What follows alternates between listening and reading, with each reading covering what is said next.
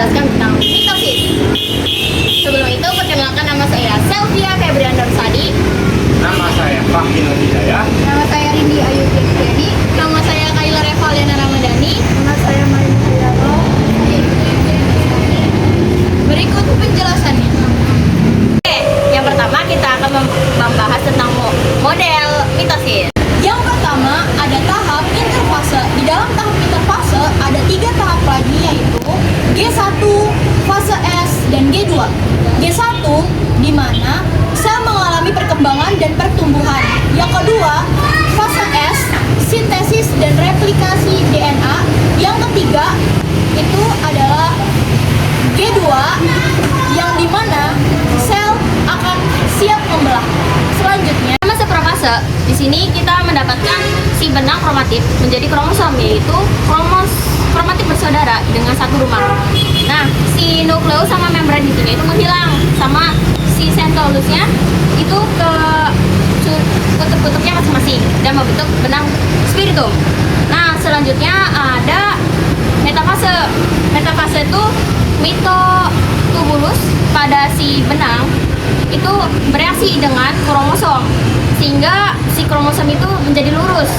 Nah, ini kan lurus nih.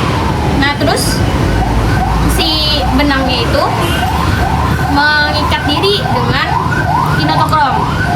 Lalu ada anafase. Nah, pada anafase ini si benang spiritum ini menarik kedua kromosom menjadi 2 dan mengirimnya ke kutub-kutubnya masing-masing. Telofase. Di telofase tuh benang kan udah masuk tuh ke kutubnya masing-masing. Benangnya melepas si kromosom dan menjadikannya dia benang kromatif kembali. Dan terbentuk kembalinya si membran inti sama nukleus. Yang terakhir adalah sitokinesis. Jadi di sitokinesis itu stopagma membelah. Nah, yang terjadinya yaitu mendapatkan 2 sel anakan. Ya.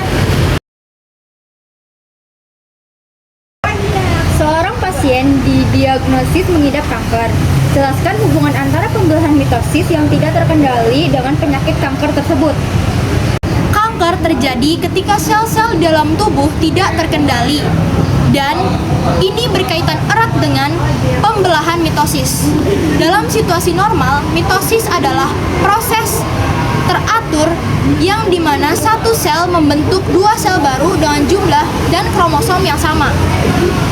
Pada pasien kanker, terjadi gangguan dalam mekanisme pengendalian mitosis ini.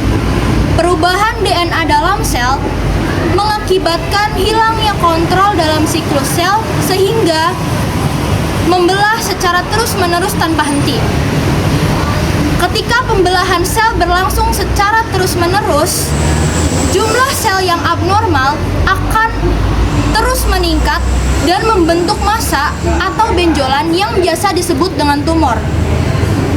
Tumor dapat bersifat jinak, tidak terkendali, atau ganas, dapat menyebar ke jaringan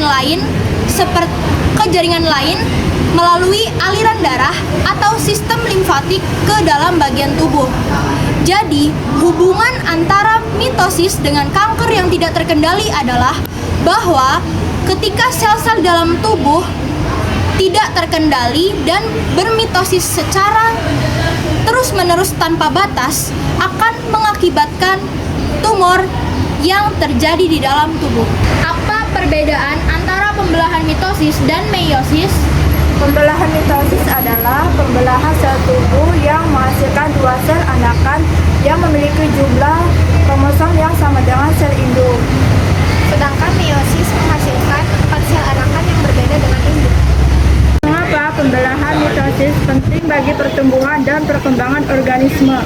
Mitosis membantu mempertahankan dua sel anakan yang terpisah akibat pembelahan. Proses ini juga berfungsi untuk pertumbuhan dan perkembangan organisme multiseluler. Mitosis juga dapat memperbaiki jaringan yang rusak dan memulihkan organ yang rusak. Bagaimana cara mencegah terjadinya pertumbuhan sel yang tidak terkendali atau kanker? Pertama, kita harus berperilaku hidup sehat.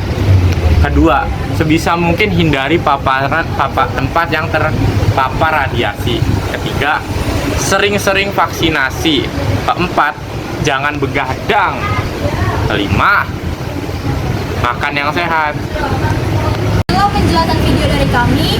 Sekian dan terima kasih. Wassalamualaikum